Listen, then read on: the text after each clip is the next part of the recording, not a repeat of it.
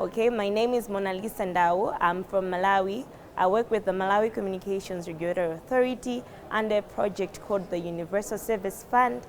The Universal Service Fund aims to bridge a digital divide in Malawi, so that looks at making sure that everyone is included in terms of having access to ICT and digital services in Malawi. Thank you. So in Malawi, under the Universal Service Fund, we have a project that we call the Connected School Project, where we're trying to ensure that schools in rural areas have access to the internet as well as computer services. So currently we're constructing 75 ICT labs, and we plan to have 60 computers in each of these ICT labs. Currently we're at the roofing level of these computer ICT labs, and our goal is that by June this year we're able to launch these ICT computer labs.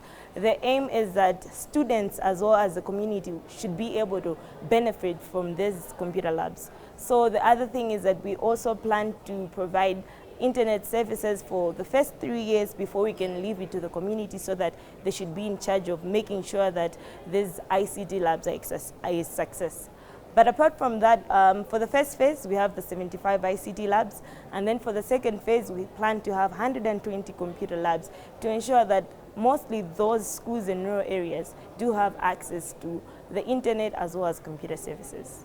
So we've had different discussions on how we can improve our curriculum in Malawi, because we're currently trying to revamp our curriculum as well as reform it. So we've had different conversations on how we can implement that and how we can ensure that it's a success. Apart from that, we've also had different conversations on how we can have different devices, because we know we can't just rely on having computer desktops. We need laptops, we need tablets. So we've had fruitful discussions on how we can ensure that our communities are digitally included in all ways.